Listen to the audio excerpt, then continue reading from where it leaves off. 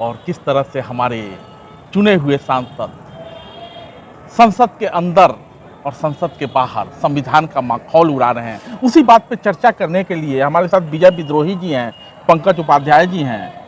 बातचीत शुरू करते हैं पंकज जी से। पंकज जी,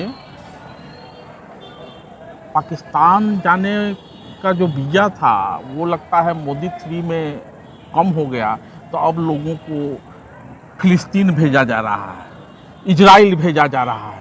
क्या चल रहा है ये संसद में? वो वैसी शपथ ग्रहण के लिए आते हैं और जय फिलिस्तीन का नारा बुलंद कर देते हैं। ये बड़ा अच्छा सवाल आपने किया। तब और ज़रूरी हो जाता है जब नई संसद का पहला सत्र शुरू हुआ हो, लोग शपथ ले रहे हैं, ये नया कॉन्सेप्ट एक डेवलप किया जा रहा है। अब आने वाले 5 साल तक इसी के इर्द गिर्द पॉलिटिक्स को चलाएंगे हमारे देश के राजनेता।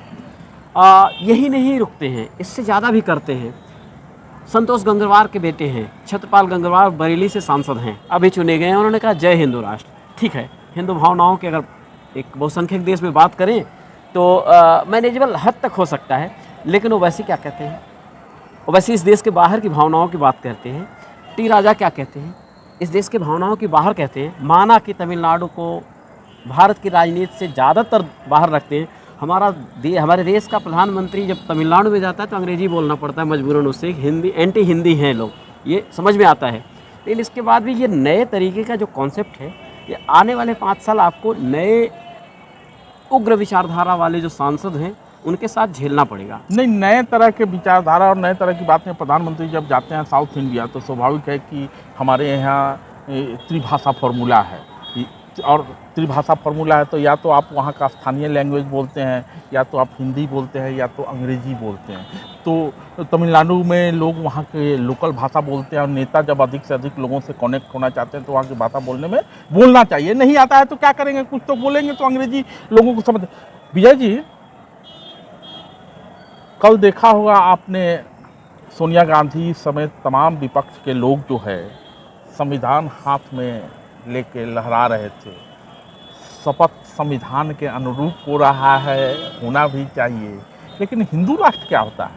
जी, बहुत अच्छा सवाल संतोष जी। वर्षों पहले मैंने एक कविता लिखी थी, जो कि मैं पत्रकार के साथ साथ मैं कवि हृदय भी रखता हूँ।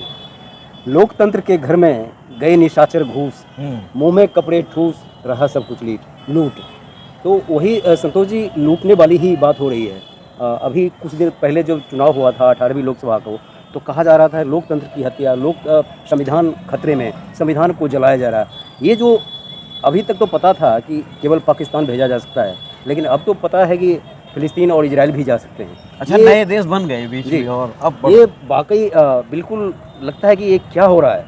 जब हमारे देश के सांसद, जिन्हें मैं प्यार और अपने विश्वास और भरोसा को बढ़ाने के लिए और कायम रखने के लिए मैं संसद भवन की गरिमा को बढ़ाने के लिए भेजता हूँ, और वो जब इस तरह की बात करते हैं तो वाकई जो शब्द हैं, हमें उस खेमे में नहीं जाना, क्योंकि हम पत्रकार हैं, हम सबके लिए हैं और देश के लिए हैं, और माँ माटी मानुष के लिए, भारत माता के पुत्र के रूप में हमें अपनी कलम चलानी है। लेकिन तब हमें बुरा लगता है जब कोई कहता है कि टुकड़े टुकड़े गए।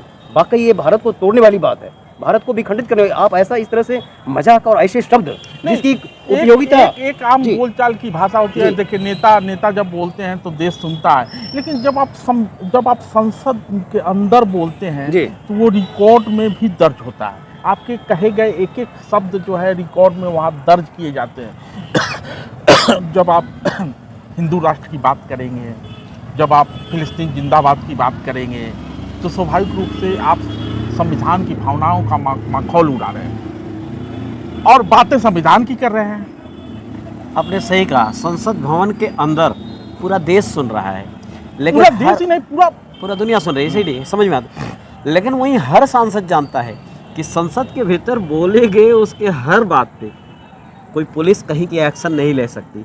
वहाँ उलूल जुलूल उसका दिमाग जो है, उसके दिमाग में जो पक रहा है, सड़ रहा है, वो सारा कुछ वहाँ बोल सकता है। और मैंने आपको बताया ना, अगले 5 साल के लिए नए कॉन्सेप्ट डेवलप किए जा रहे हैं कि पाकिस्तान के अलावा और कई देश भी जोड़े जाएंगे कि वहाँ भी जाओ, वहाँ भी जाओ, वहाँ।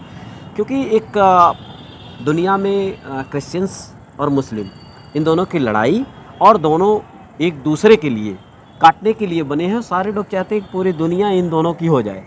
नहीं, ऐसी ये स्थिति अलग में- है।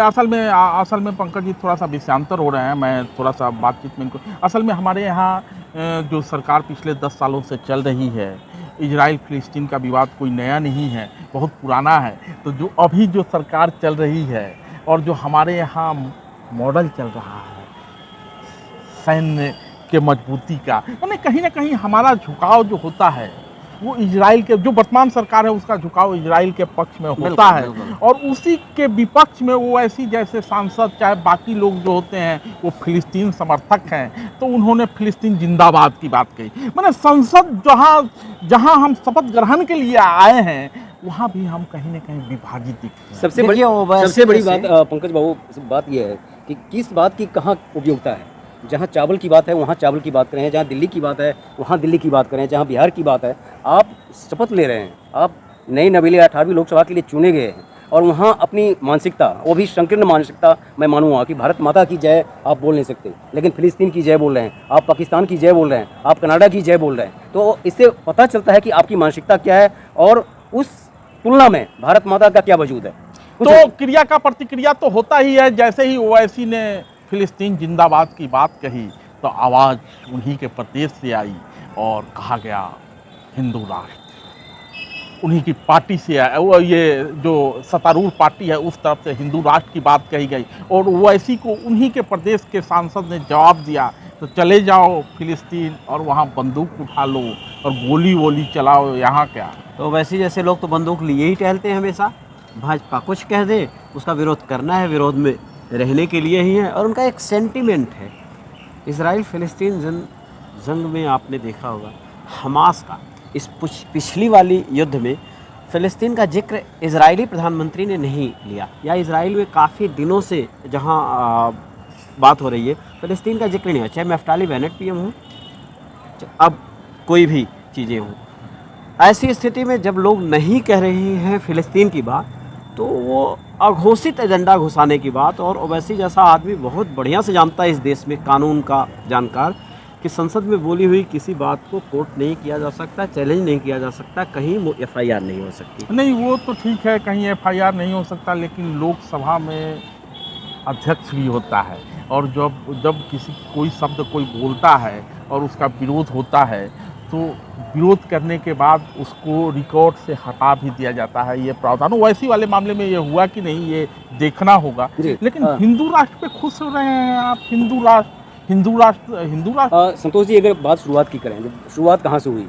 पंकज जी कुछ कहते हैं, मैं उसके रिवेंज में, प्रतिशोध में या प्रतीकात्मक रूप से मैं प्रतिक्रिया करता हूँ, कुछ कह देता हूँ, फिर मेरी प्रतिक्रिया को आप कुछ कह देते हैं। तो बात शुरुआत की देखा जाए, शुरुआत किसने की और किस तरह से की? जो हमास का समर्थक है, जो जैश ए मोहब्बत और लश्कर ए तोयबा का समर्थक है, वो समझिए वो हमारी संसद में अगर बैठता है तो कहीं न कहीं लग रहा है कि लोकतंत्र को खतरा नहीं, बहुत ज़्यादा खतरा है।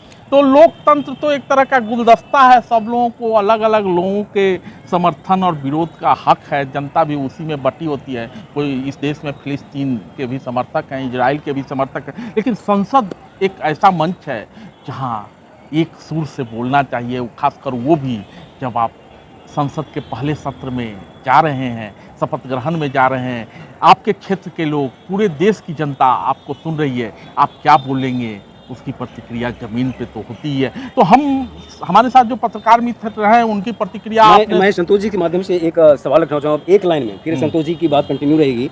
जब हम भारत माता की जय नहीं बोल सकते, लेकिन फिलिस्तीन की जय बोल सकते हैं, और वो भी पहले सत्र में, जहाँ जय और विजय और अजय और पराजय की कोई जरूरत ही नहीं है। हम शपथ ले रहे हैं, चाहे आप उर्दू में लें या फारसी में लें या कुछ भी, जो भी गरिमा और प्रोटोकॉल संविधानिक स्तर पर है, लेकिन वहाँ फिलिस्तीन की जय बोलते हैं। तो आउट ऑफ स्टैंडिंग, वो समझ से बाहर की चीज़ है। तो आपने ऐसा क्यों बोला? विजय जी ने सही बात कही कि एक तरफ हम संवैधानिक गरिमा की बात करते हैं, लोकतंत्र मंदिर है, लोकतंत्र का मंदिर है संसद, और संविधान का पहरुआ भी है, और ये सांसद भी पहरुआ ही माने जाते हैं। लेकिन पहरुआ जब रात में सो जाता है तो वारदात हो जाती है, और जब सांसद क्या बोलेंगे, क्या कहेंगे, क्या सुनेंगे, उसके विषय में जब बिना सोचे समझे कुछ बोलते हैं